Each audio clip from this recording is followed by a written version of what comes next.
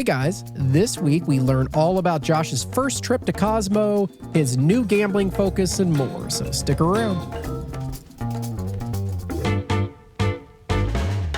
This week's episode is sponsored by DG Elizabeth's new gambling thriller, The Velvet Room. Our listeners save $5 with promo code CRAPVEGAS by visiting velvetroombook.com. Welcome to the Crap Vegas podcast. Vegas, here we come. Vegas! Here are your hosts, Chris and Josh. Hello, everyone, and welcome to episode number 74 of the Crap Vegas podcast. I am Chris. He's Josh. Josh, what's going on the West Coast today? Well, I feel like we should at least mention the Super Bowl having happened. Oh, it did? Yeah, the Super Bowl has happened. It wasn't much of a Super Bowl, in my opinion. It wasn't very super in my eyes. I thought it might have been a bowl, but it was not much of a game. Yeah, I wasn't really rooting for either team particularly. I guess I'm glad that the Eagles won because I think that the Philly fans were going to burn it down regardless. There's a decent chance of that happening. At least they get a win out of it. You know, I was listening to ESPN's radio show during the day, which I rarely ever do. Right. But this was on like Wednesday or Thursday of last week. Okay. And they had Herm Edwards on. Do you know who Herm Edwards is? Yes, ex-coach of either Arizona or Arizona State. Not really. He was also, that's the last thing he did. Yes. Yeah. Anyways, so Herm Edwards was on, and they asked him what to know about the game and his thoughts on it. And he said something at the time I just kind of blew off, but he was 100% spot on. Herm Edwards said, look, in the first couple drives, if the Chiefs get a lot of pressure from the Eagles rushing four, it's game over. The Eagles are going to blow them out. And he said if the Chiefs can handle the front four of the Eagles, they're going to blow them out. And that's exactly what happened. You could tell as soon as the game kicked off, they just could not handle the pressure. The offensive line looked like something out of the MAC all of a sudden. Yes. And it was just bad news bears for Mahomes and his squad. It was not a fun game for me, it wasn't a particularly fun game to watch. I was really excited about a close game or something like that, as a lot of people were. And, I had my pizza queued up and all ready to go. And just like the conference championship game, at least the first one, it was, kind of over by halftime. Yeah, it was. Josh, this is probably, I can't believe I did this, but I just turned the game off at half. I texted Josh. I watched the halftime show. I saw Kendrick Lamar, and I said, okay, Josh, I'm out for the day. There is no chance they're coming back. They gave there was no foreshadowing that something good was going to happen in the second half. They could not handle the pressure. They also didn't appear to know how to play defense. It was not a game I was really looking forward to watching a second half of. Yeah, and gambling wise, it sounds like the books did all right because most of the money was on the Chiefs, or not most of it, but the majority of the money was on the Chiefs. The over, I think, hurt the books a little bit. They got helped by the fact that Barkley didn't do much, Kelsey didn't do much. Sure. Yeah, not a lot of props. I think the books did okay. Well, that's what I'm very concerned about. If the books did we're well, Vegas. then We got to talk about a little bit of the gambling part of the Super Bowl. Did you have any money on the game? Yeah, I had a lot of money on the Chiefs that did not pan out very well. Oops. The only thing I'm happy about, Josh, is that I didn't double down like after the first quarter. Right. I looked at it live betting, and it was like Chiefs plus like 6.5 at some point, and when they were down, I think 14 or so. Right. And I was like, oh, maybe I'll double. They'll come back. They're plus points. Are you kidding me? Yeah. I didn't do it. I'm very glad that I did not. Good man. I didn't have any money on the game this year, so I'm happy about that. Last year, I had it all when I was in Vegas for the Super Bowl, so I didn't do any betting. Other than that, also on Super Bowl Sunday, I was, for the first time ever, Chris, a scorekeeper in our kids' school volleyball game. And have you ever? Exciting. Yeah. Oh yeah.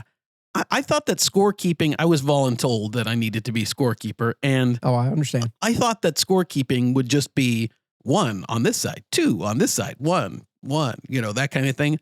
But no, it's like baseball scorekeeping. Like, I don't know if you know volleyball scorekeeping, but you have to make circles and squares and one. Oh, see, I've never done all that. Keeping track of. Oh, yeah, they made us do it. They sent me a video to watch. Oh, no, they definitely don't do that for us. I've been a volleyball game scorekeeper before for my daughters. And other than understanding how to put points up and like flip the thing, we didn't even have electronic scoring. So it's literally, well, you're the old school like gym class, flip the number to the next point. other than having to do that, I did absolutely nothing. No, I had to keep track of, how many serves this person has had and have they had 5 in a row, because Well, if they've yes, you can't won serve more than 5 in a row, right. Yeah. All that kind of No. stuff. And it was complicated. Very What about you? exciting. No, nothing else. The Super Bowl, we talked about that. That was pretty much all the excitement going on in my life right now. A lot of kids sports this time of year. A lot Definitely. of dance competitions coming up that we're getting ready for. For you or the outside kids? of both. Okay. Yeah, it's funny you say that, Josh. My daughter's studio, they're starting to have these drop-in classes on Friday nights, and it's Are mostly you for dancing? kids it's mostly for kids. Like they'll have like an extra tumbling class or an extra hip hop class or something like that. Right. Well, this past week, they had an adult hip hop class, and they usually don't do classes for adults. My daughter was pushing me really hard to go to the thing. I did not go, but I saw a video of the class afterwards. It was like 8 or 9 middle-aged women that should not be doing hip hop. And boy, man, it was fun to watch. I almost want to go next Friday just to see the hilarity This of could it. have But then I prepared know you for they'd when be- we go to the clubs.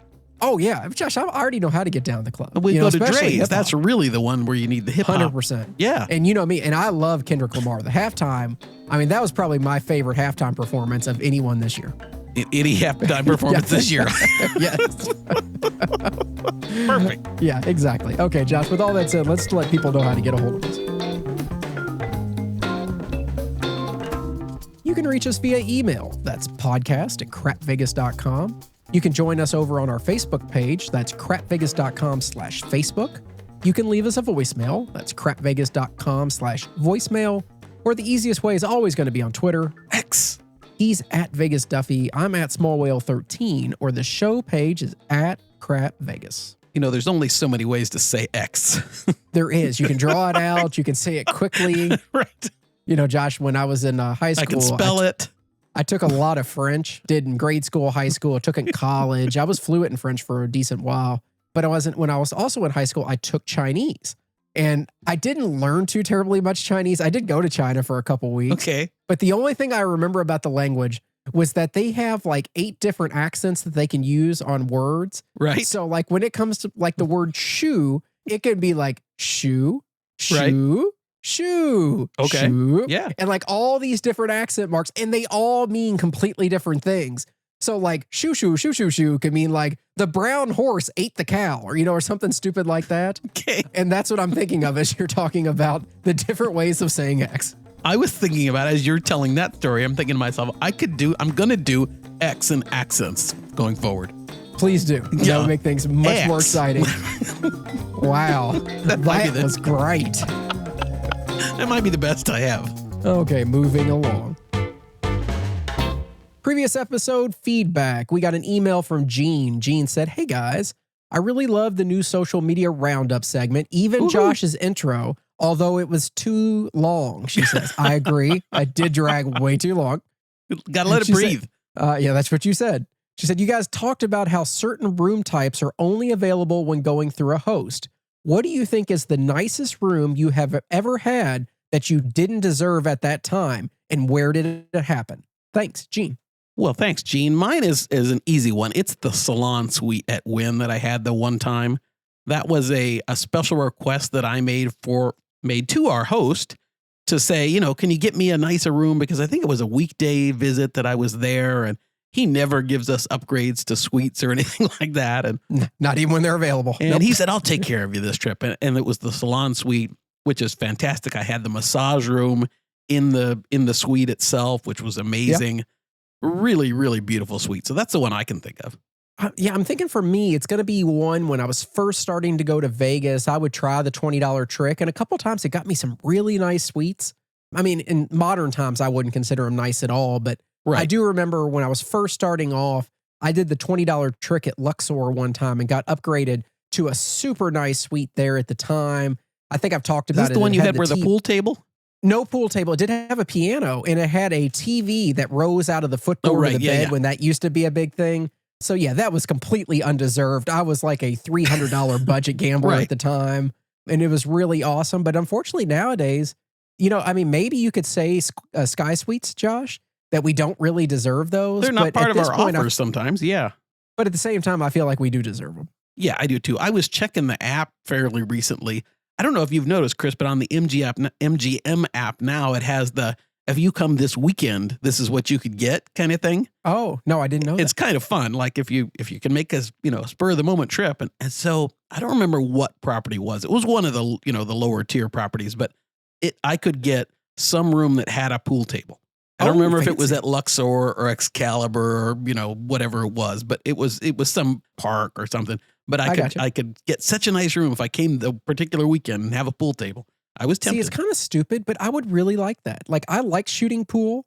I have a lot of it would be downtime fun. when I'm in Vegas, Right. usually when I'm just chilling in my room. And how fun would it be if one of us had a room with a pool table so that if we wanted to take a break and step away from gambling, didn't have anything to eat, and just go shoot some pool for a while and watch a game on TV or something. All right, let's make it happen. Let's see what we can do. Josh, James sent a message over on the CV Facebook group. He said, we've now seen 6 straight months of year-over-year declining gaming wins in Vegas. More $15 craps tables at Wynn, an increase in free show tickets, and even the Black Eyed Peas canceling a performance. Definitely some interesting signals. I'll stop there. The Black Eyed Peas need to cancel their shows. I don't consider that a decline at all. That's just people being smart. He continues, do you think Wynn joining Founders Card is a move to get ahead of potential Vegas recession? It's a bit off-brand for them, but if they're anticipating a rough period ahead, it would make sense to start pulling in some of those Caesars players who are comfortable at the $15 to $25 tables.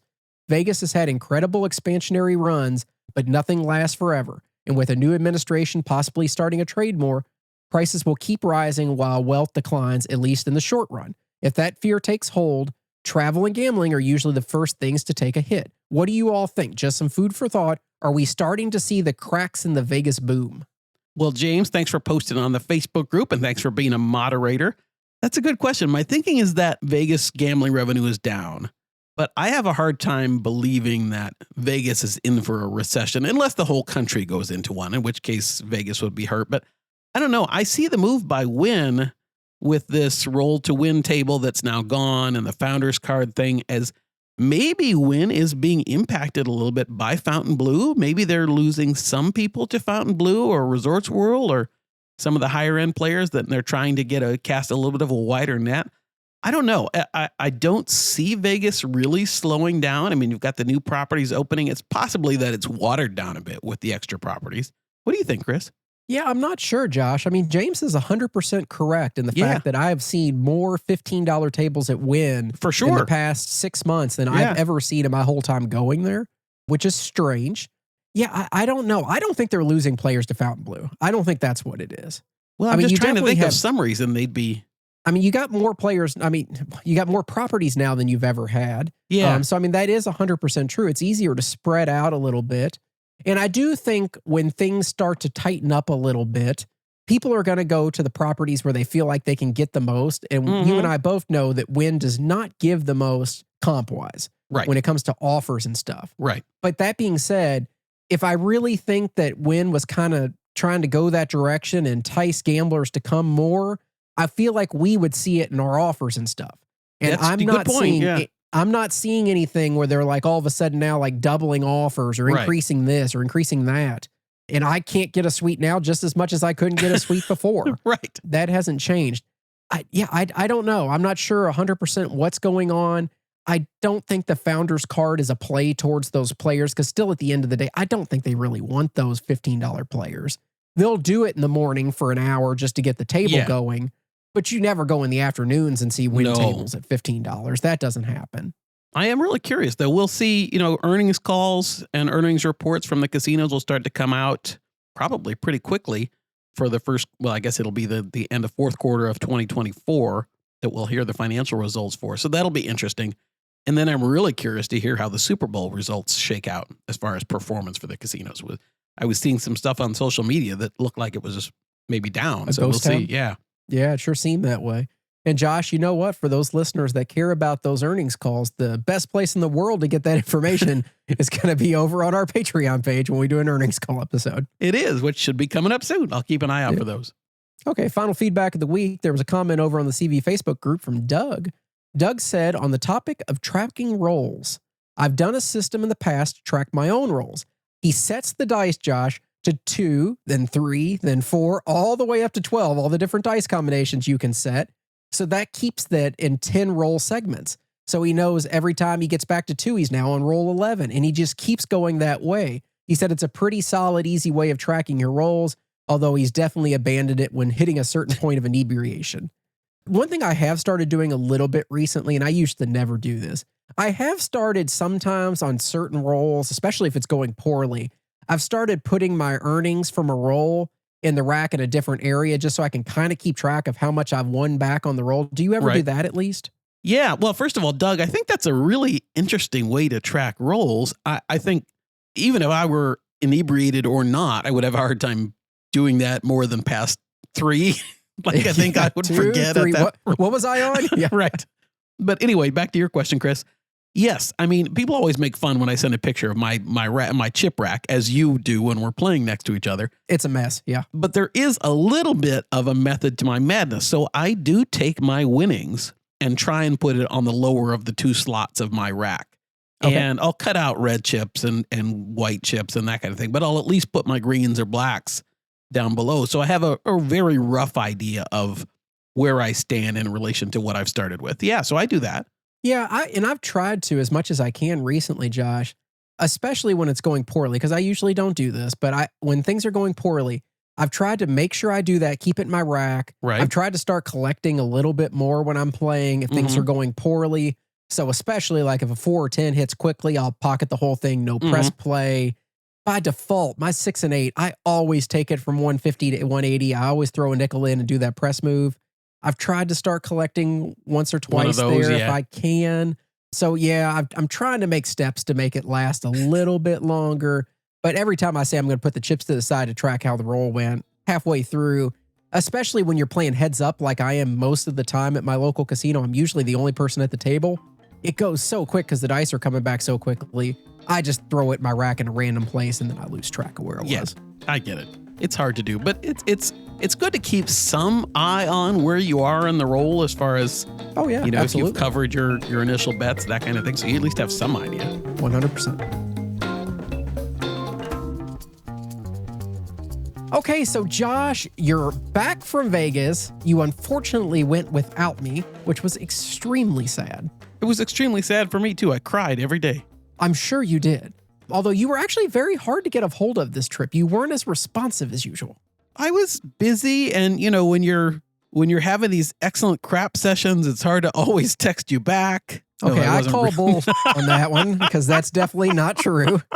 And we'll get to that in a little bit. But first, what started off, Josh, you went out to Vegas. You were there your normal 4 days, 2 days at Venetian Palazzo, 2 days over at Cosmo for the first time. Yeah, this was quite the trip. And I think I've come to I'm kind of getting to the end first, Chris, but I think after having thought about it for a couple days post-trip, I don't think I like splitting trips as much. Interesting, because I don't like doing it. Yeah. And actually, the only time that I've ever really done that nowadays is when I'm with you for your birthday trip and you force me to. That's a good point. Because usually you're not there that long. So yes, I would never be there long enough to split a trip. But I don't particularly love it. I think it does a couple things that I don't like. First of all, it really, and this is a point that I've heard brought up on other shows before, but it takes that day away almost. Even if you, like I did, had a late checkout at Venetian and I knew my room at Cosmo was going to be ready, but there's still that time of packing and going to the other property. And, pretty soon you've blown 4 hours of your Vegas time. Okay. So that's one thing. But also for those of us that care about tier credits and pleasing our hosts and all that kind of stuff, now you've got 2 mouths to feed. You do. And the same expectations at both places, probably. Right. So I found that even though this was a good trip financially, it wasn't a bad trip at all, I just found myself playing differently, particularly at the Cosmo side, than I wanted to, because all of a sudden I had a new comp offer to make and all that kind of stuff. No, I gotcha. Well, let's start off, Josh, if nothing else. Let's go chronologically here. So your first 2, I mean, I know you'd love to go chronologically. Exactly. So it would be weird to jump ahead. Let's talk about Cosmo first. That's when you got there and then go backwards. Oh, real quick, since we're going to go chronologically, I got to tell you about my flight out. Oh, okay. What happened? So I had first class and I'm in, 2C or what I know, the window seat in row 2 and flying along and I got a couple drinks in me and all of a sudden, Chris, and I'm sure you've had something like this before, but all of a sudden something hits my arm on the Windows side. Okay. And I'm like, okay, is there a kid back there? What's going on? Sure. I kind of turn my head to the side and look. There's a foot on my armrest. God, what are you flying? Southwest? It was Delta. Oh my God. I'm like, in a stocking foot. Now, see, I would expect that actually on United, Okay. but I wouldn't expect that on Delta. I don't have it. Well, let's start kind of backwards. I don't have a problem with people taking their shoes off on a plane. I don't do it, but if you want to take your shoes off and let your feet breathe, whatever.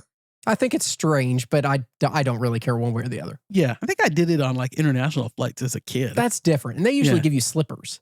So it's okay. Well, we weren't first class back then. So Oh no, I've only flown international a few times. I've always been on coach and we always got slippers. all right. Maybe they So do there that. you go. Anyway, so I don't mind people taking off their shoes. I don't mind people, to a certain extent, bumping the back of my seat, but putting your foot on the person in front of you's armrest. It's strange. It is.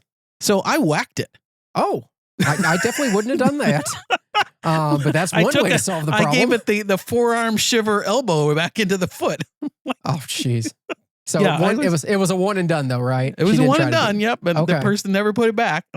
Out of curiosity, how old was this person after the flight ended and you looked? I think it was a woman, and I want to say she's probably in her late 20s. Well, I knew it was a woman. It sure as hell Okay. wasn't a man doing that, but I mean, okay. Can you imagine I a big guess- steel-toed boot? Yeah, just, hey, I got to put my foot somewhere. That's right. Jeez, Josh. Well, that's a great way to get your trip started. Oh, yeah. So you get to the airport, Venetian Palazzo picks you up, I'm sure. It was probably 9 or 10 in the morning. It was really early. I got in at 10, like 9:30, I think we touched down. And my room, Chris, and of course, this was the ESS room. I had my favorite room, the with the elliptical super shower. which Oh, was- good. Is that, yeah. I forgot about the acronym. Yeah, for I it. wondered where if you didn't look like you caught it there. I didn't. And so then it was ready at 9:30 or 10 in the morning. So that That's was terrific. Yeah. I fantastic. haven't had that same experience at Venetian Palazzo that many times. Yeah, it was nice. And this was on a Friday, so kind of wasn't expecting it to be ready. Yeah. No, that is terrific, though. So you're checked in. So, Josh, I want to talk about your gambling. I have a couple notes that I thought were worth mentioning. First of all, you found a new NFL machine this weekend, and I feel like based off photographs that I received, it is literally the only thing you did. So, yes. So we kind of talked about it on the last show about how we spend our free play. Uh-huh. And I did what we talked about, which is I'm going to use my whole free play to start the trip and hopefully come out, start off on a good point. And it worked. Yes. And so I decided I'm going to book a massage on Friday morning or Friday. But before that, I wanted to play a little more slots. So I stuck $500 in this new NFL slot machine. And so, Chris, this is like the 2-minute drill one that you've Okay. played with me before. Yeah, I But don't it's like that game at different. all. This one has three bonuses, and you can see it like your piles of diamonds and mo money or whatever. You can see each of the three It bonuses. builds as you play, Yes. even though that has absolutely zero effect on What do actually they call getting that? the bonus. Perceived productivity. There's a name for it. I'm sure there is, but I know what you're talking about. It gives you the anticipation that a bonus is coming, even though you're no more likely to get it. Yes. Well, in my mind, I was more likely to get it. Oh, I'm sure it was. I mean, I know And- how much you played. So, yes, you bought in a hook, line, and sinker. Yeah, I did. And it worked. Oh, well, I mean, if it works hit- one time, that's all that matters. I never played more than $20 a spin on this machine. And I probably hit, I haven't looked for sure, but $15,000 in bonuses Okay. over the Which is course great. of Yeah. they didn't have it at Cosmo, so this was just at Venetian. I mean, I hit at least two, maybe three, $4,000 bonuses, Uh-huh. a couple twos. Like it was an amazing machine, and I believe it's because I knew the footballs were about to go into bonus round, and And I have to imagine, statistically, this is the worst thing in the world that could ever happen. Yes. Because now you are going to drain every dollar you have on future trips into this machine and never hit a bonus again. well, except I believe that this, and by the way, it's perceived progression. Well, that makes sense. I'm convinced that I found an AP play on this slot machine. Yes, nobody else knew about it. No. It even has alliteration, so you know it's good. Yeah, and even though it's obvious looking at the screen that the pile of diamonds are full, the footballs are at the Sure. top.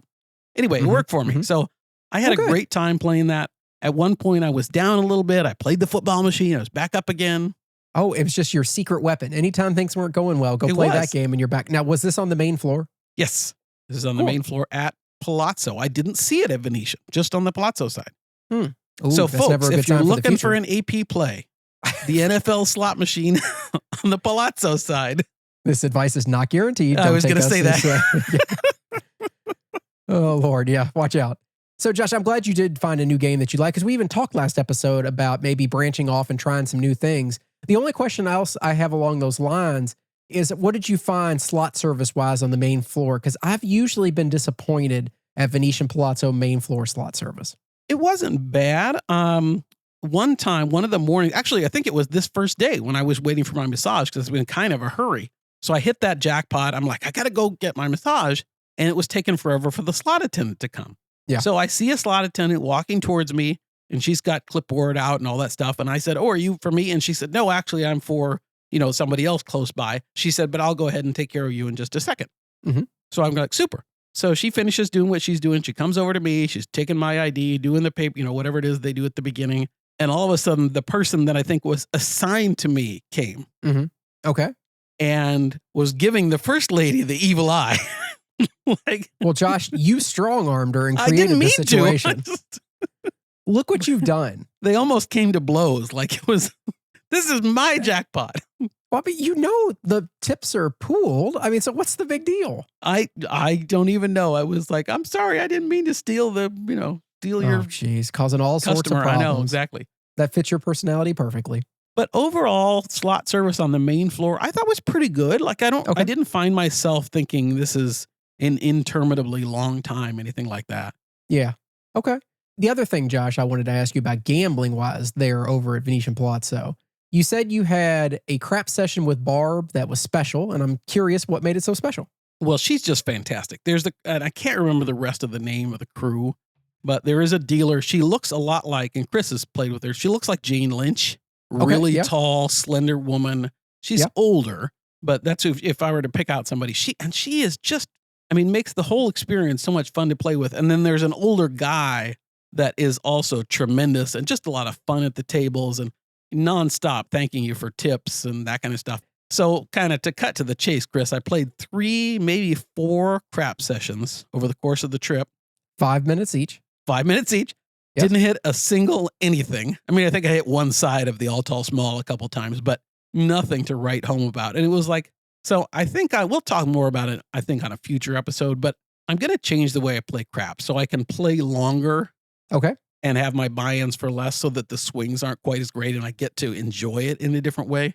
Okay. No, I understand. And maybe we'll talk about that in a little bit. But Josh, wrapping up kind of Venetian Palazzo thing, since we've talked about that property plenty of times before. I know you had dinner at Delmonico. You had a great time. Met with a couple listeners while you were there. Yep. Had dinner at Delmonico, the usual fare that we always get, nothing super exciting, the usual pink drinks and potato croquettes, Chris's favorite, and the corn. Oh, and of course a steak and French onion soup. Yeah, all the good stuff. I did give room service another chance. Oh, any better this time? It was better, partly because I picked, my choices were better. Like I didn't have the room service pizza again. Okay. And no chance you were getting triple pepperoni on that bad boy. No. So I just had chicken tenders. I had a bowl of French onion soup. And then I had some lasagna bits or bites or something. Okay. Which I thought sucked. But they were not my favorite. Well, I'll tell you this. I've had their dinner lasagna before, and it was terrible. So that does not surprise me that the appetizer was not any better. A couple things, though. It was really fast. Mm-hmm. I think she told me like 45 minutes, and it was faster than that. And no, that is, I will stop you there. That is one thing I do like about Venetian's in-room dining is that I have typically found that whatever time they quote, they're usually significantly faster than. Anytime they quote 45, 50 minutes, I don't think I ever waited more than 30 to get my food. Now, I usually don't do the plate service. I usually do the to-go boxes. Right. Because I'd rather have my food slightly faster, and I don't really care about the setup like you do. But I do find that they usually beat their times that they quote, whereas with Wynn, they may tell you 50 minutes, and it takes an hour and a half. Yeah. Yeah, that's absolutely right. And I had the in-room service. I had the full thing. Super nice person. It's never going to be Wynn. No, it's not. And for somebody wanting a good room service experience, I think it's okay. If you pick the right food items, it can be okay. It's nice to have real room service, so I'll give it that. Yes. But it is kind of I think I got spoiled, and I think Chris probably too, on Wynn room service, which is more like a a dining out fine meal. This is like what I've always expected hotel room service to be, which is overpriced, fairly average food in your room. Yeah, absolutely. I think you're 100% right on that. Which has its purpose, but it's not great. I got you. Okay, so Josh, from there, we're bouncing over to Cosmo. You're leaving Venetian Palazzo on Sunday. What time did you head out? I headed out about 2:30 or so. Okay. So Took a cab over there? Did they send a car? I did not. I didn't ask for a car. I think I took a cab over. It was a nice. It was. Did you walk? Maybe I should have asked that instead. Josh, did you walk over there? I could. It was a beautiful day, but lugging my bags and everything. No, I'm not walking. I took a cab. My room was ready. First time at Cosmo, and I made a point to tell everybody I ran into. At the check-in desk. First time, just to my see if first they do time at anything Cosmo, special. right? Exactly. Welcome to Vegas, sir. My first time in Vegas. And I didn't know, never having stayed at Cosmo before, where I was supposed to check in. Oh, you should have asked me. I would have told you. Well, would you have told me to go to the little VIP thing? Yes, I would have told you to go to the second door, not the first one, but the second door. I went to the first one first.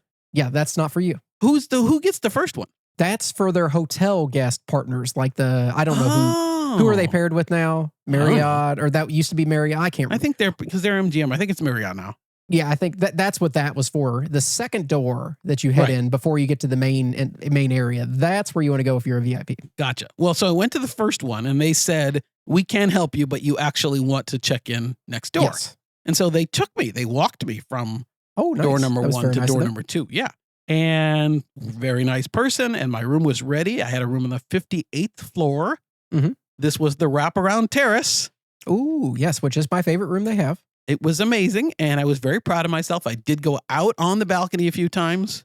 Oh, you weren't scared of the height? I was a little scared, but I'm like, I've got to be brave and go out there because there's no point getting a wraparound terrace room if you're not going to go out on the terrace. I 100% agree. I wouldn't encourage you to sit on the furniture because I can imagine what has happened on that furniture. So I don't think that's something you want to do, but I do enjoy walking outside and just staring out, looking at the, especially at night. It's just beautiful. I got some good view pictures and stuff. I was warned about the fact that the glass on the balcony was not going to be particularly clean, and who knows what it. Yeah, yeah, and I've never seen it clean. Now let me ask you this, Josh. Overall room impressions, how do you think it compares to some of the other top end properties? Because we've said that MGM kind of positions Cosmo right there with Bellagio and Aria as its top tier property. But in my experience, especially recently, it needs a refresh. So I think that's true. And I was thinking about that. Size wise, obviously, it's a huge room. It's way more than one person needs. It has all the things you'd expect in a big suite, as far as like a refrigerator and a mini bar and multiple TVs, even an area to bar dine. seating and multiple, all that kind of stuff. A couple bathrooms.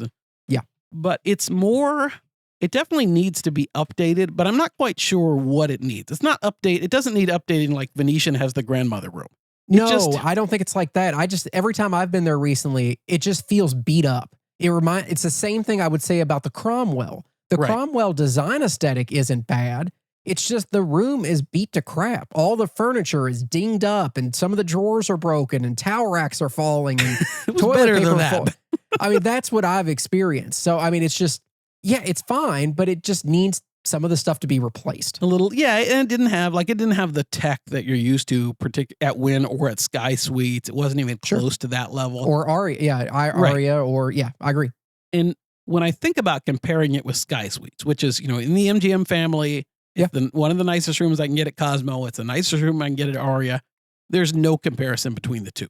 The Sky Suites room is, and it's not so much, I mean, you can prefer one layout to the other or that kind of thing, or the balcony is fantastic, but just in amenities and little refinements, Sky Suites is so much better. I mean, if you're a bath person, they give you bath salts and whatnot at Sky Suites. Nothing like that at Cosmo. No, I mean, the level of finish in an Aria Sky Suite is just head over heels better. I agree. But overall, I mean, I like the room. I would gladly stay at Cosmo again for the room product. It was fun having the view. No complaints about the room at all. It was fantastic. The bed was nice. The temperature got to where I wanted it to. The house, I had a little housekeeper kerfuffle. Causing problems. It was so funny. So I met the housekeeper when I was checking in. Of course, I said, this is my first time at Cosmo. And she was very nice and told me how to work the do not disturb lights and stuff, Chris, on the door. They have on the door. Yeah. And of course, I kind of knew that, but I let her walk me through the thing. And So I go out the next morning on whatever I've lost track of my days now. Tuesday morning, Monday morning. Okay. I assume Monday. And a lot of times if I'm staying in a room for 2 nights, I won't do housekeeping at all mid-trip. There's no reason. I'm a single. I agree. I usually just put my sign on and say, forget it. Yeah. And it saves me the tip money anyway. And so I put do not disturb on. I went out in the morning. I did whatever it was I did. I headed back to my room about 9:30 in the morning, Chris. And I found that the housekeeper saw me and she said, "Oh, Mr. Duffy, are you ready for your service?" And I said, "No, I don't think I need housekeeping today." And she said, "What?" And I said, You disappointed her. I said, "No, I think I'm okay. I don't need any service today." And she said, "But I want to." And there's plenty of other rooms to choose from. You're good. I said, "Why?" And she said, "Well, if I don't do your room, they'll assign me another room." And I still didn't know why that was right. The only thing I can think of, Josh, is maybe the people that get wraparound terrace suites are typically bigger gamblers, bigger players. They probably tip better than the average person. Yep. That's the only thing I thought too. By not cleaning your room, she probably felt like she was missing out on $10-20. Right. They only get so many terrace rooms per, maybe per housekeeper, they get, 2 terrace rooms, or I'm just making that up, but a limited number that they try and divide. And yeah, your chance of getting a tip are better. Or maybe they're easier to clean because she knows it's one guest in that big space and she gets more time allotted. Yeah. No, that could be true too. Anyway, so of course that made me say, okay, give me 5 minutes. I went in, I got a tip out. I assumed you were just going to tip her and tell her still not to worry about it. No, I figured she had her reasons for wanting to do it. So I made sure, it was all set for housekeeping. And that part was pretty funny. Yeah, good to hear about the room a little bit in your perspective. Now tell me about food. What did you eat while you were at Cosmo? I know it's not a place you've eaten many times before and so many options there. So Chris, you'd be proud of me because I think you told me about it, the Henry. Yes, I love Henry for the brunch. Went to breakfast or brunch there on one of the mornings and had their chicken biscuits thing, hot honey or hot something or other. Amazing. Really, really, really good. And of course, able to charge you back to my room. So that was great. I had secret pizza. In fact, hopefully you didn't have high expectations. I didn't have high expectations. I had it twice. Okay. And I had my triple pepperoni twice. Whole pizza. Yeah. Because I have to do that. Yeah, that's how most people by themselves order pizza. Just big 16-inch pizzas by themselves. Even though I didn't eat it all right. Yeah. And but you didn't pay for it. It was exactly. I think it was good kind of drunk pizza. It is. Yeah. It's not really good pizza. I think Moneyline pizza is actually more flavorful. Okay. But still really good. I mean, good enough that I went back and had it again. And so I enjoyed it. I don't think it's fantastic pizza or anything like that. But if you're at Cosmo and you want pizza, great place to go. Did you have any trouble finding it, Josh? It's a secret. It is a secret. And no, I didn't have any trouble finding it because somewhere I'd remembered it was by Blue Ribbon and you just go down the hall by Blue Ribbon. Go down the hall. I did have a couple of people ask me, where'd you get that pizza? And I was like, oh, this is secret pizza. And I got to tell them. And they're like, what? And I'm not going to tell you where it is. No. You're a Cosmo insider now, Josh, is what you are. Did you have room service at all while you were there? I did not. Okay. Because, it's MGM silliness that you've got to spend $100 to get real room service. And it is. Okay. So talk to me about gambling over at Cosmo. What do you think about the gambling floor? You didn't play much craps, so you won't have much to say about that. But what do you think about the high limit space for slots and everything? Well, so I didn't play craps players. I didn't play any craps at Cosmo. I disappointed you. Wow. So first of all, I had to activate my credit and all that stuff. All that was fine. Mm-hmm. The high limits. So at Cosmo, there's a separate high limit slots room and a high limit table games room. I didn't spend a lot of time in the table games area, although I went in and did a quick wander. Sure. So most of my high limit was at the high limit slot area. And it's not my favorite space for high limit slot. It's not mine either. It's just kind of an enclosed space. There's not really anything special about it. Well, I mean, hey, you say that. They do have cookies. No, but I mean, as far as like the aesthetic. No, it just dark. Seemed kind of. Yeah, it is dark and aesthetic. Fair enough. It reminds me of the cave over at Aria, but not as nice. Yes, that's exactly right. Not as nice, and I don't think as much character because, like, the cave has some character because of its caveness. Yes, that is true. But it is similar. It's fairly low ceilings, and I had heard some kind of negative feedback about the service levels in the high limit room. I didn't find that to be true. Like for me, the service in the high limit room, the slot attendants and the drink service, just fine. Good. The one thing, though, Chris, that kind of annoyed me, and it annoyed me in the slot room and on the main floor, was they have those roving massage people. Yeah, I hate that. I don't think top-end property should have that. No, and it wasn't just, I mean, it was like every 2 minutes the same woman would come by. And I'm like, no, I don't want a massage. I didn't want one 2 minutes ago. Like, stop asking me. So that took away a little bit from the fun of it.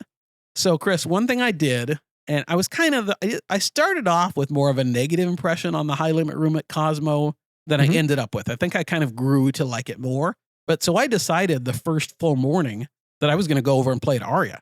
Okay. So I went over to Aria, I activated my credit over there, and I played for a while over there.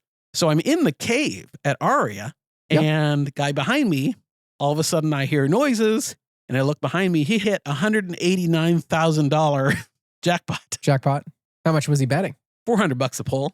Oh, well, I mean, when you put it like that, it doesn't seem like as much now, does it? It still seems like a lot. Okay, fair enough. We need to do a little pool and do like 10 $400 pulls. Oh, and is that maybe what we should hit for 189,000. I don't know how much he was in. Although you can imagine with a jackpot that big, they needed like 4 people to come to give him his money and whatever. To verify it and double check and triple check. And I got you. So he was, while he's waiting for his $189,000 jackpot, he was playing $400 a spin at the machine next to his one too. Oh, well. So he was not stopping. No, you got to keep going, Josh. When it's hot, you got to keep playing. Never walk away from a heater. Exactly. Which reminds me, Chris, I was at the cage one time and a lady in front of me was getting markers for $240,000 in slot tickets. Jeez. But she wanted all of her markers in $10,000, tickets. Tickets, yeah. But then she wanted $10,000 in cash for tips. Boy, they like her, don't they? They do like her. That was not quite my level. Anyway, so no, not at all. I played both at Aria and at Cosmo slots. I've decided, though, Chris, that Huff and Even More Puff is dead to me now. Wow. It lived a short life, I guess. You loved it incessantly there for a while, and now it's completely off your radar.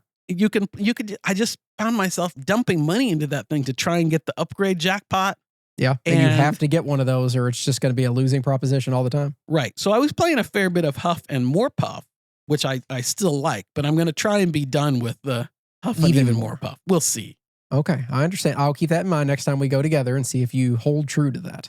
But I had the most fun, Chris, on the whole trip, I think, playing video poker. I wanted to ask you about that. It felt like I saw more photos and more feedback of you playing video poker than anything you did the whole weekend. What game were you playing? What bet level? What made sense to you? So this was kind of the one that you turned me on to, which is the 3 line, which I like. I think that's just I like the fact that if you get 3 of a kind on 3 line, you're essentially breaking. If you get trips, you're breaking even. Because it pays 15.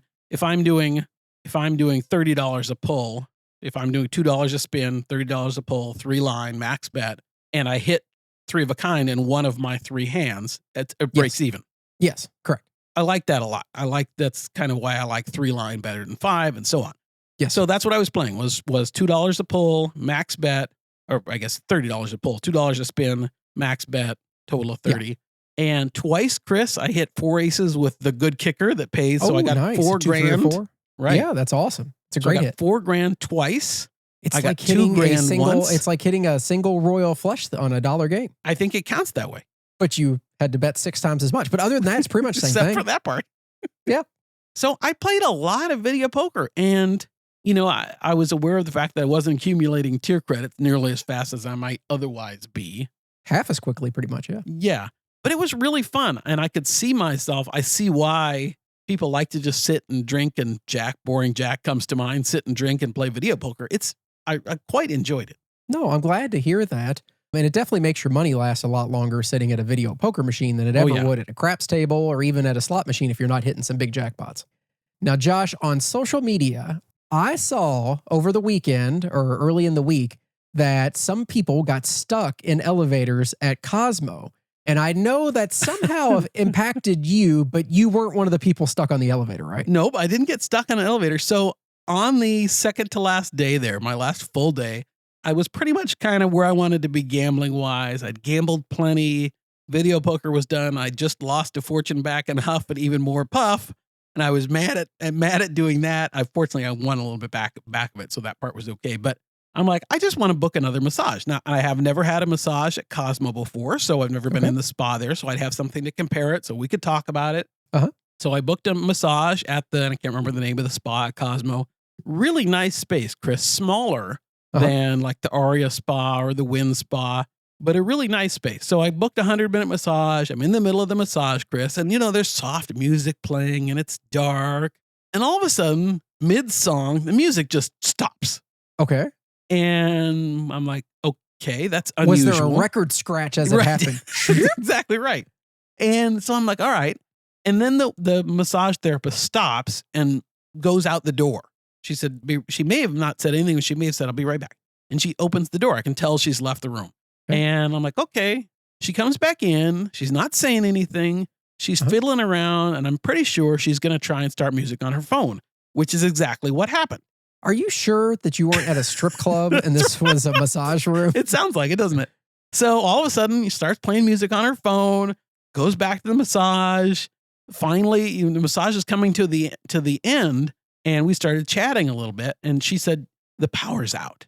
Oh, well, that's unfortunate. And I said something like, I wondered if that had happened, because I had that thought. It's like, I wonder if the power's out. And she just kept going, because you don't really need power, because there's candles in the room, and I was going to ask, there was some sort of lighting, I'm sure. She had Did they have emergency lighting or anything? Well, not in the room, but then when you open the doors, it was like bright light. Like it wasn't their usual soft kind of mood lighting. It was bright light. And this was about probably 45 minutes that I had the rest of my massage after the power was out. So by the time I got out, like they already had the spa, like all the robes were out to be put in the laundry. Like they were closing up shop. Oh, yeah. And there were only there were 2 or 3 guests that apparently were finishing about the time I did that were making their way out. And they told us, just drop your robe here and you're going to go down this stairway. So all of a sudden we're in this back stairway. There were employees coming down from the stairs above us. Yeah. There's a few people that look like guests. We're just going down. Nothing's labeled. Like I'm going through hallways with just boxes. Keep walking until you can't walk anymore. Yeah. At one point I ran into a guy who said he'd come down 35 floors. Oh, gee. And he was going like we had to go. Sometimes we'd go through a door and then up a few steps and then down some steps. And it was like, the Poseidon adventure where you're trying to break out of the ship that's upside down. And that's how this felt like. At one point towards the end, we're like talking to employees. It's like, where are we going? Where are we going to end up? Oh, and the one guy's like, well, this door goes outside. We're like, we don't want to go outside. We want to get back to the casino. And he's like, oh, you need to go down this hall. Like, all right, fine. So poorly handled, it appears. Yeah. And I don't know that there's anybody, it's, those kind of things are kind of always a cluster, but yeah. So I got stuck in the power outage and had to walk down. I think it was 14 flights. I don't know if it was really 14 flights because it's the 14th floor, but who knows what it could have been really worse. is. You could have been stuck on one of those elevators when the power died, Josh. Yeah. I have never been stuck. Have you ever been stuck in an elevator? I have not, but I do know the first rule is that you establish your dominance and create a pee corner. That's what you're supposed to do. You pee in a corner, just say, this is it. This is the corner we're going to do all that stuff in and just get it out of the way. I thought you were going to say you jump up and down. No, I don't think that helps at all. I did see, though, that somebody said they got stuck in it when it first went out. They did free fall like 10 feet before the emergency cable caught. God, that would be scary. That would be terrifying. Anyway, so that was my little power outage story. It was kind of an adventure. Fortunately, there's the Chelsea Tower and the Boulevard Tower. Yes. The Chelsea Tower, I think, is the one that lost power. I was in the Boulevard Tower. So other than making my way out, it didn't affect me. Oh, actually, it did affect me, Chris. Mm-hmm. I had my AirPods in my robe pocket. And in scurrying to get out, I left my AirPods in my robe pocket at the Cosmo Spa. Are they gone forever now? I'm pretty sure they're gone forever now. I called, of course, I realized it as soon as I got down to the floor, but there's no way back because the power's out. Yeah, you can't get back up to them. And was their phone even working? Nope. I tried to call Cosmo. The phones were down. The spa was closed. I couldn't get back up. So that was a $200 or $170, whatever it is. Well, you didn't pay for the massage itself, Josh, so just call it even. It works out even, right? There you go. So you wrapped up everything over at Cosmo. Overall thoughts, where does Cosmo fit into the mix for you in the MGM world compared to, say, Bellagio, Aria? I think I'd rather stay and play at Aria and Sky Suites. I just like the atmosphere better. I like the casino floor. I like the food choices better at Aria, really. I mean, I know there is a ton at Cosmo, but I'm happy with the food choices that I have at Aria. Mostly I like the casino floor and the high limit spaces, and I love the Sky Suites rooms. Was there a lot of bros there while you were there? Yeah, but you know me, I wasn't playing a lot late at night. Sure. Although I had hoped to play the Chandelier Bar. That thing was packed. Yeah, it always is. Every I level couldn't of even it. get to to play a machine at the. I did play video poker at the sports bar, which was kind of cool. But so, Chris, I would put Aria first. Okay. I think I would rather stay at Cosmo though than Bellagio. Okay. Primarily That's because of interesting. the food choices. See, I definitely rather play at Bellagio. Yeah. Yeah. Because I don't particularly love Cosmo, but yeah, boy, that's a hard one. But you are right from a food perspective. If you want to eat anything casual, you can't stay at Bellagio. Right. And now that they've got the walkway to Vidara, but over to Aria, it's a really nice, not a bad walk at all. Sure. The Starbucks. And that's another problem with Bellagio is the Starbucks is nowhere near the rooms. No, that is true. But Starbucks, there is a nice Starbucks at Cosmo right by the front entrance area there. Exactly right. Yeah, I got you. So on a scale of 1 to 10, Josh, what's your final rating for Cosmo overall? I'm going to put it at a solid 7. Okay. Yeah. Just maybe above even average, an 8. but yeah. Oh, okay. I got you. Somewhere between 7 and 8. I like liked it a lot. I think the more I played there, the more I liked it. And, I could probably see myself getting into the vibe on the main floor a little bit more than I did this trip. So, yeah, I overall liked it. Okay. Maybe we'll end up back there together someday. I have credit there now. There we go. After the break, we'll answer a few listener questions and spin the big wheel, so stick around. Josh, you're not going to believe it, but one of our listeners and a fellow craps player, DG Elizabeth, whose name is actually Daphne, has published a book, and it's something that we would all be interested in. The Velvet Room. It tells the story of Chandler, a gifted math mind who navigates the high stakes of both academia and life, only to fall prey to a dangerous addiction to gambling and a life in the underground casino world. Struggling to reconcile his analytical mind with his desire for thrill, he discovers that while numbers may predict the odds, there are some things in life you can never plan for. Wow, Chris, that sounds fun. I do have a question, though. As someone, since we used to do ads for Audible, and I'm not much of an actual reader these days, I tend to listen to things. Is this available in the audiobook yet? Oh, you know what? I didn't ask her that, but I'm going to assume the answer is no, because she didn't mention. I know it's on paperback, hardback, and Kindle, but I didn't hear anything about audiobooks. So do you have suggestions on who should, reenact this for me? Oh, that's a really good question. I have to read the story to get a sense of who what voices would be best and that kind of thing. It wouldn't be me.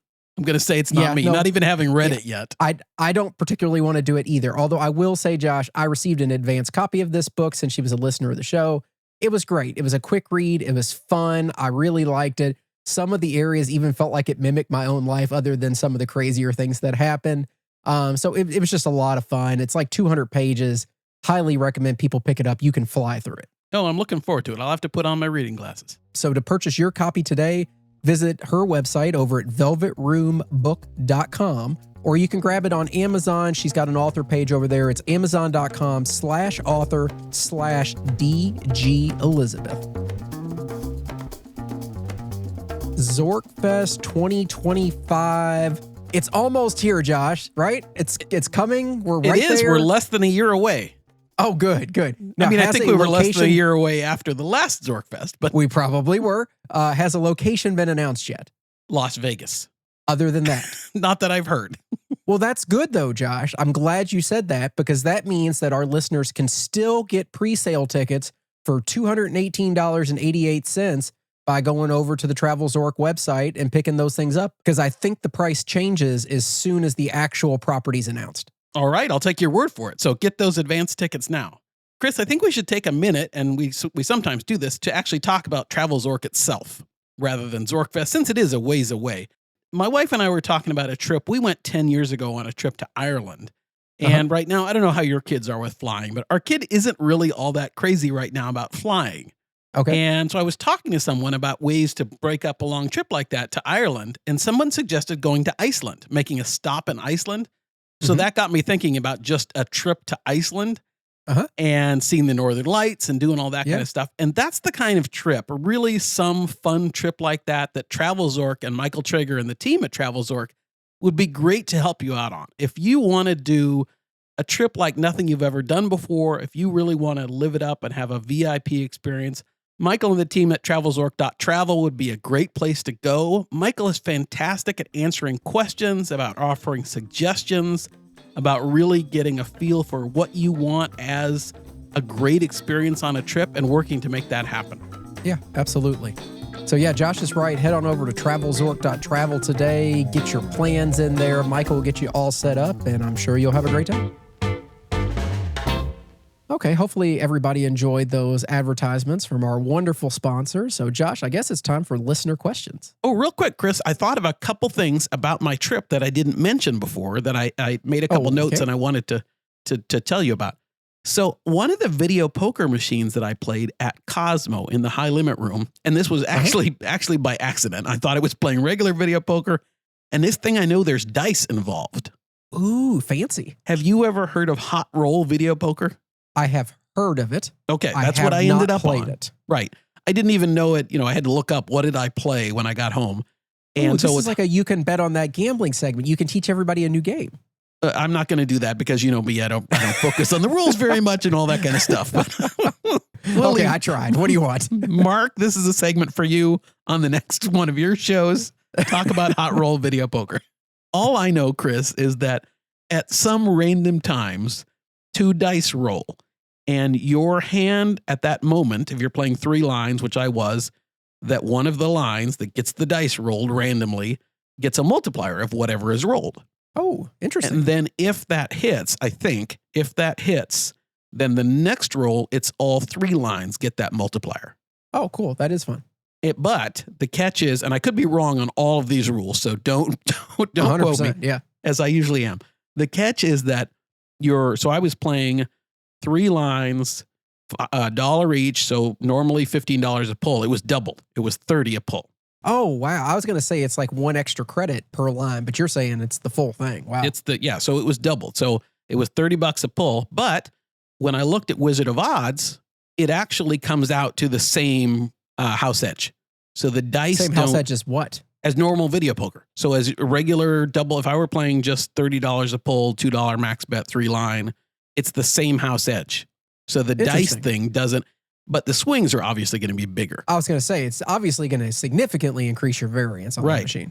But anyway, it was kind of good to know that at least I wasn't playing a game that was less advantageous for me. I mean, you're the same guy that says that you don't like playing Ultimate X, though. Well, I didn't intend to play this. It just happened. Okay, I gotcha. Yeah. And then I got hooked on it. It's too hard to move. Yeah, I get you. Getting up from that chair. I mean, that takes at least 5-10 seconds. Well, really, the reason I played it was in the high limit room. Oftentimes in high limit rooms, they're $5 minimums if you want to play 3-line video poker. So I was looking for something cheaper and I thought I found it. And then lo and behold, it was this thing. I got you. Anyway, that was one of the things I wanted to mention. The other thing, Chris, going back to Palazzo, they've changed, or at least the dealers told me, the crew in the Palazzo high limit room craps table said they're not reserving that table anymore. Oh, well, that's nice. Yeah. I mean, that makes it much easier because we have been very frustrated there before going back there and table's reserved, can't get on, or you can play on it, but you got to play 100. Yeah. Are they keeping it around 50? Yeah, I think so. Yeah. They did say that sometimes they might reserve half of it if if whoever it is gets a reserve table, they're now just going to reserve half of it because I guess they were losing just too much business. Maybe it's just me, Josh, and you know me, I don't particularly love crapless all the time. Right. I really wish they would swap that table out with a traditional table. Oh, me too. We'd play it all the time in there. I mean, that's the thing I was thinking about. Like, we play back there like one segment, 1 session a day. Right. Just to get our crapless fix in, have some fun. Right. But we don't do it consistently. If that was a traditional table, I would play every section of my day in there. Yeah, me too. No, I would like that to happen. Those are the 2 things I wanted to mention. Okay, well, good points. I'm glad you brought that up. Let's get to our first listener question of the week, though, Josh. It's from Dan from over on the CV Facebook group. Dan said, I was playing at a Caesars property and I had an emergency come up. So I quickly grabbed my chips and cashed it out at the cage without coloring up at the table. He said I didn't have any chips out on the table at the time. How would this affect my rating or my comps? So, Josh, he runs off the table, didn't color up, just ran away. Does this affect his comps or rating in any way? No, it wouldn't affect his comps or rating. He might get lightly yelled at as he's running away. If he's running away with chips, they always want to keep those chips at the table, that kind of thing. But your rating is already, I I guess it could if somebody were, if the box was mad at you about leaving or something like that at the very end. But assuming that you have been rated properly along the way, it shouldn't have any effect at all. Yeah, I agree with you 100%. Yeah, no effect at all. They don't love it. They may put a note in your file. This guy has a tendency to walk away with chips instead of coloring up or something. So maybe they'll bug you the next time a little bit more. But no, I mean, sometimes we all have to get up from the table and go quickly. They understand. If you're walking with a bunch of black chips, that's a little different. I thought you were going to say if you're walking funny, it was a bathroom emergency. Yes, maybe they understand at that point. It's like hey, we got to let this guy go. Yeah, walking away with black chips, they really don't love because that's the thing they actually do track. They don't really track greens and reds. But yeah, it's not the end of the world. Except the New Orleans. That's true. I mean, that is a different story there. Question over in the CV Facebook group from Dave. Dave said, last night in a group chat with some friends, one of them posed the following question. You've been granted one wish, but it will only last for an hour. You can determine when the hour starts, and once it starts, the wish must remain active for the full hour, after which it will end. What do you wish for? Without a second thought, I said that I would fly to Vegas with as much cash as I could legally obtain, arrange a private craps table at Aria, his favorite higher-end casino, and then wish that for the next hour, whenever I rolled 2 6-sided dice, their sum would never be a 7. No one in the chat was surprised at the least. What about you, Josh? Anything like that? Yeah, I mean, I like that wish, Dave. I was trying to think of would I do anything differently? It's such an interesting question with the 1 hour. And then you run into table max situations, and I was thinking about that. Would I do it on blackjack instead? Do you think you could win more on blackjack? And just say you get dealt a blackjack every hand? Right, kind of idea. You always know so then you're always getting 3 to 2. Right. I mean, if you were going to do it on a craps table, you clearly do it on a crapless table. Right. So that you could get money on every number so that you could take advantage of all those random rolls that you get. But yeah, here's a question I had, though, for you, Josh. This brought it up in my mind. Here's a fun little thought activity. Okay. On our next trip, if I could guarantee you that these 3 things would happen, what order would you put them in priority? If, say, only one would be guaranteed, but these are the 3 options that you have available. From, like most important to you to least important. Right. Option A, you know that you're going to have a craps roll longer than 15 minutes at a 2-person table. Okay. Okay, that's a good thing. Option B, you hit a bonus on If any Huff of these and are Puff. bad things, I'm not taking it. Yeah, you hit a bonus on Huff and Puff with a minimum bet of $120. Okay. Or C, you know you're going to hit 5 4-of-a-kinds over the trip, but I can't specify if it's going to be aces, 8s, it could be What it anything. is, right. You may have a kicker, you may not have a kicker. So if I told you that at least one of those things was going to happen next trip, which would you prefer, number 1? Okay, well, I'm going to start the one I would prefer least. Okay. And that's the 5 4-of-a-kinds. Okay. And really the reason doesn't have anything to do with money as much as I get that. Like, that's not that exciting to me. I gotcha. It's still fun. And obviously you want those, and that's what keeps you going to video poker, all that stuff. But it's not that much of a needle mover. Now, the next 2, 15-minute crap session or a bonus at $120 a pull on Huff and Puff, I think I would take second the 15-minute craps roll. Okay. And those are fun, and I like it, and you can make a lot of money, but we get those every once in a while. And I mean, let's say numerically, Josh, 15 minutes at a 2-person table. Let's say that's 50 to 60 rolls. Well, all right, fair enough. Because I mean, that could be a ton. I mean, that's a roll every 15 seconds or so, which on a two-person table, that's about normal. So you're probably, the way we play, we'd be 15, 20 grand, maybe. Maybe. Yeah. If we're aggressive, maybe not that much, maybe 10, 7, I mean, 10. maybe not just. Maybe that 15-minute roll is on a traditional craps table. And it's all 2 3s all the and numbers 12s. are 2 3s, 11 12s. I'm not saying. Who knows? That's why I got it number 2. So the one I would take first, the one I really would want would be the bonus and $120 a pull on Huff and Puff. And my thinking is, we all know the bonus could be nothing anyway. It could be $250. Yeah, right. You could just get 2 times your bet. But I don't play $120 a pull ever. So I think the thrill of hitting a bonus at $120 a pull or $120 spin, assuming it's not my money in your example, it's just I've played $120 and hit a bonus. Yeah, I would be the anticipation would be greater for what are the possibilities of a bonus at $120 a spin? It's funny, Josh. I was thinking about this myself, even though I came up with the question. But I was thinking about it. And there have been so many times that I stepped up my slot minimum bet and actually hit a bonus. So like if I was playing $25 on like Dragon Link or something, I stepped it up to 50 Right. and I hit a bonus. Or if I was playing $30 Huff and Puff, I stepped it up to $60 and hit a bonus. It's like, oh, finally, I'll get this money back. Right. And then I have the worst bonus of my life.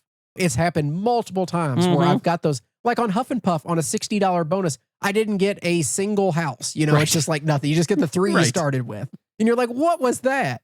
Or on Dragon Link, you know, you do that and it starts spinning and you never get anything else other than what you started with.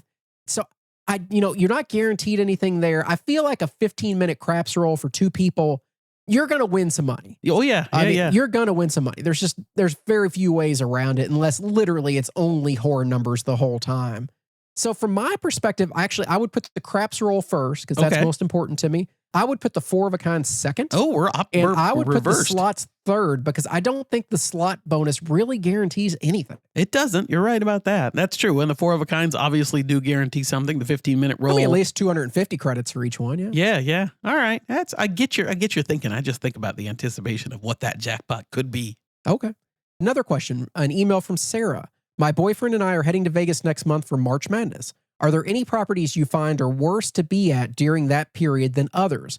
What happens to the limits on the tables? Is it hard to find open machines? We plan on staying at Paris, but I like to bounce around. Thanks. Well, good question, Sarah. I've been in Vegas during March Madness, not for March Madness. And from my thoughts is kind of like the Super Bowl a little bit. You'll find some higher limit tables. It's going to be a little crazier, especially in the evening, things like that. But particularly for March Madness, a lot of the action is going to be around the sports books. Yes. So you might not find, it'll be like a pretty crowded weekend, but I don't think it's going to be insane. The table limits aren't going sky high, anything like that. It's not. Really? Yeah, it It's just depends busy, on the but- place. Yeah. I'll tell you, Josh, I was thinking about it. We've been in Vegas together, you and I, during one of the first 2 weekends of March Right, Madness at right. Wynn.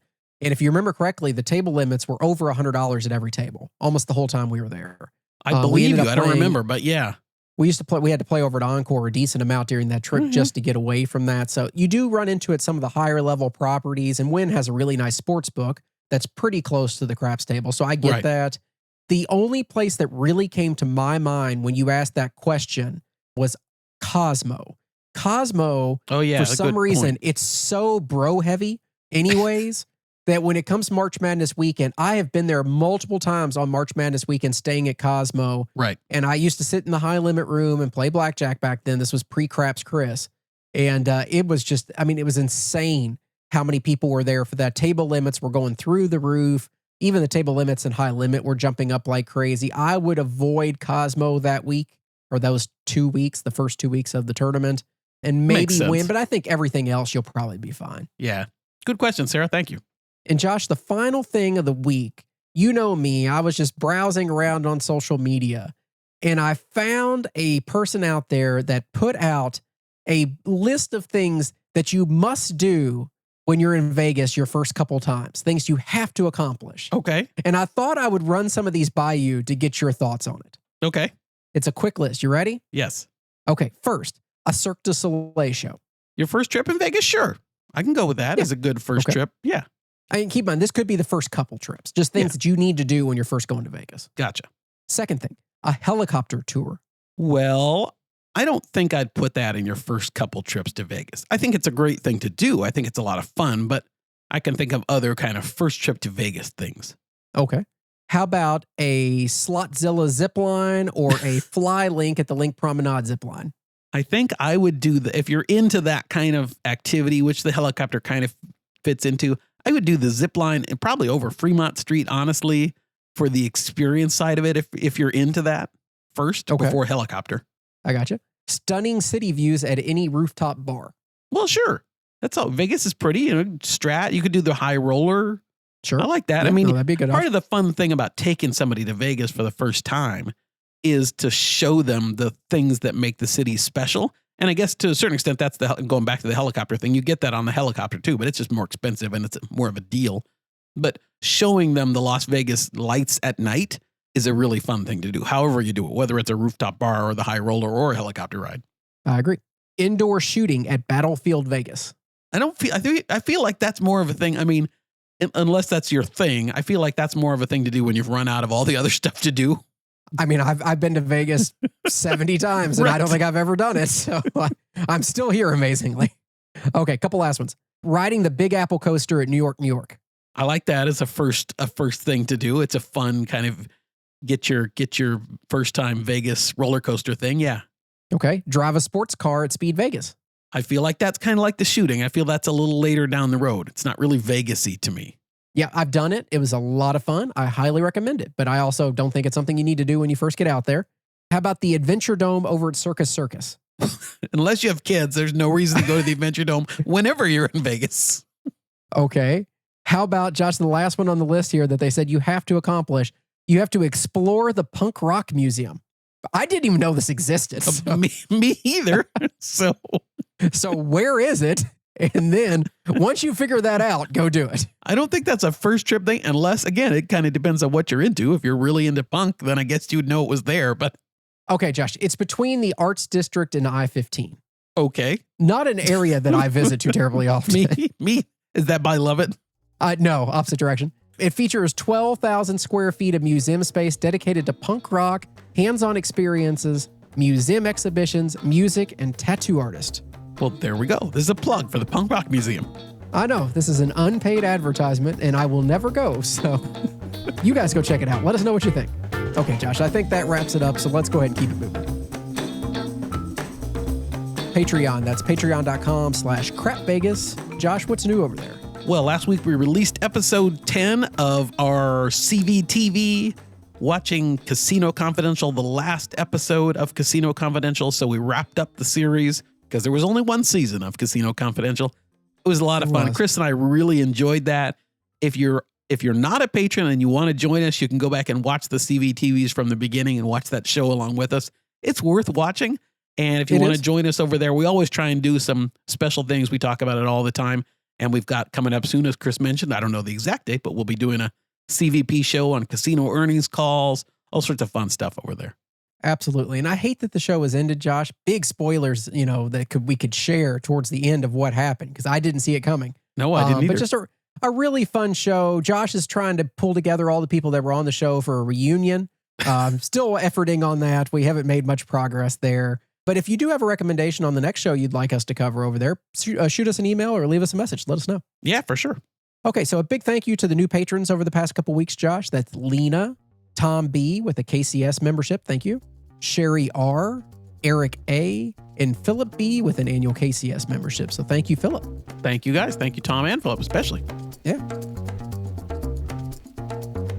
Upcoming trips, Josh. You got anything on your calendar as of now? The only thing I've got, Chris, and I think we are totally not aligned, is I've got a beginning of April trip possibility coming up. And that's one I think I asked you about, and your dates don't mesh up, but that's kind of the only time in March, April that I can swing it. So if I go, it's going to be the first weekend in April. Okay. As for me, I still haven't been this year, which is craziness I know. for me. But right now I am scheduled. It's on the books. I have purchased a flight. I have contacted a host. I won't say will. I should be out there March 14th and 15th at Venetian Palazzo. There we go. That'll be fun. So, and that's, of course, I can't go, but that weekend, but I wish I could. But it'll be good because you'll get out there and get to experience some solo Chris time, and then I'll get out and experience some solo Josh time. And I think maybe we're going to make it out together in May. Yeah, maybe May, early June. We always try to get out there around then for Josh's birthday for the big trip. So we'll definitely make that work together at that point. We don't hate each other at this point. No. We're just growing apart. Is that what it is? I don't even think we're sleeping in separate bedrooms for a while. That is true, Josh. We should see a counselor and talk about this. Friendly reminder, subscribe and leave a review on your favorite podcasting app, and to visit our merch store, crapvegas.com/shop. We are still running that huge sale on all the items. I know some sizes of certain shirts and stuff may be gone, but get over there, take advantage. Prices are good. I'll ship it out as quick as I can. Love to help you get some of this stuff out of my basement. Okay, Josh, we've made it this far. It feels like it's big wheel time. So your let's favorite time. All right, let me spin the wheel. Spin that wheel. It's time to spin the Crap Vegas big wheel. Are you ready? Josh, spin the wheel.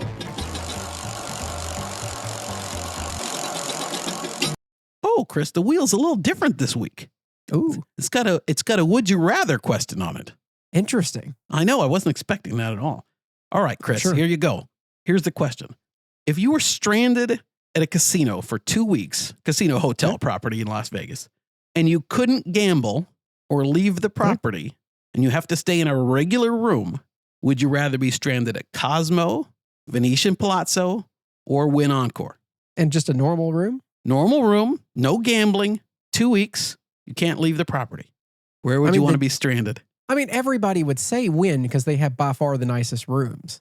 Right. But then I start thinking about it a little bit, and that would be the hardest place for me to go and not gamble, which would Right. stink. They have the most expensive food and the least amount of casual options for Right. you, which is not ideal. And this sounds like something that's relatively small, but something that Cosmo does better than those two is at least Cosmo has TVs in their rooms that have like Netflix and stuff Oh, yeah. available to people. So you Right. can, watch shows and stuff like that on the TV because Wynn doesn't have those, connections available. And Venetian Right. Palazzo, I think we're still on CRT TVs.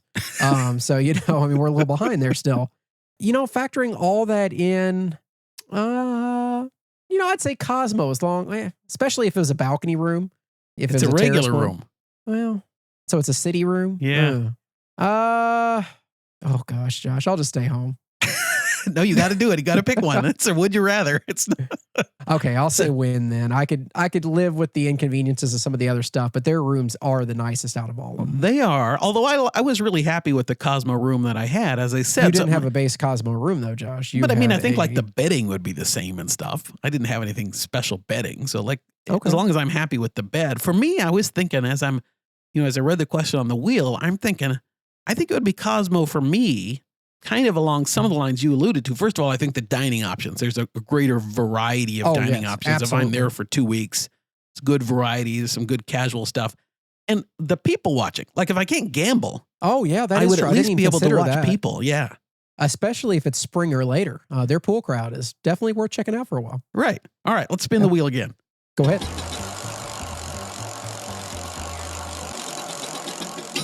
Oh, interesting. It was almost the same. It was another would you rather that came up. Wow, didn't we do an episode on this already? We did. But Okay, you just never know curious. what's going to come up on the wheel. True. All right. Same situation, Chris. Same scenario.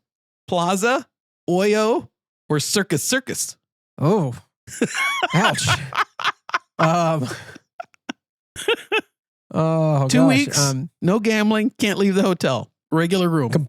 Completely different considerations. This is more like what diseases will I walk away with? Will I survive? I hate it, Josh, because I don't want to say it, but I would choose Plaza because I think out of those three, they probably have the cleanest basic room. That's my thinking too. I mean, I couldn't do Circus Circus. I couldn't be 2 weeks in that place. I couldn't either. I think the people would probably drive me crazy for 2 weeks.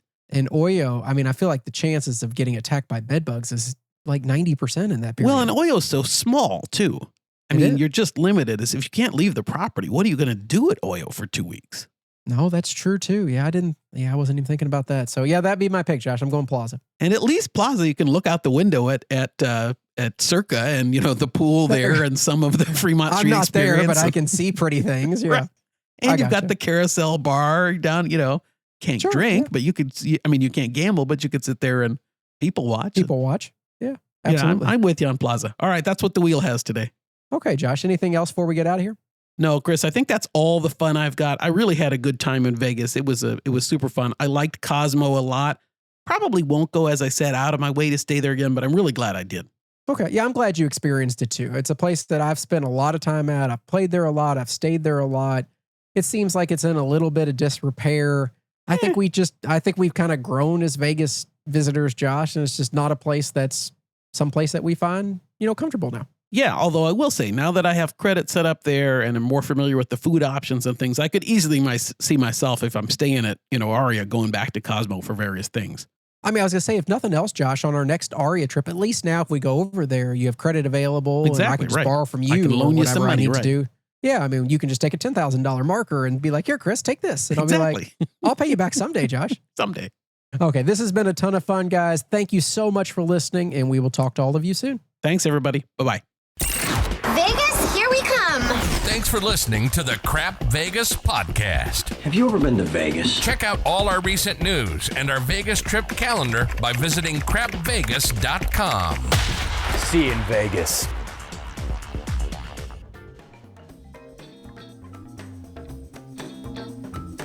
I'm like, in a stocking foot. I'm like, get your, where's your peep? Get your off my seat. Too early. Yeah. Oh my. You know, the lights are out and she's doing my whatever feet or whatever it was she was massaging. Yeah, that's what I would say. Yeah, my feet.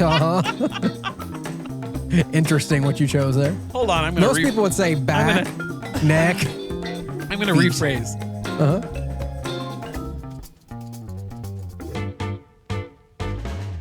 Perfect. Computer, how many entries are there for Darmok? 47.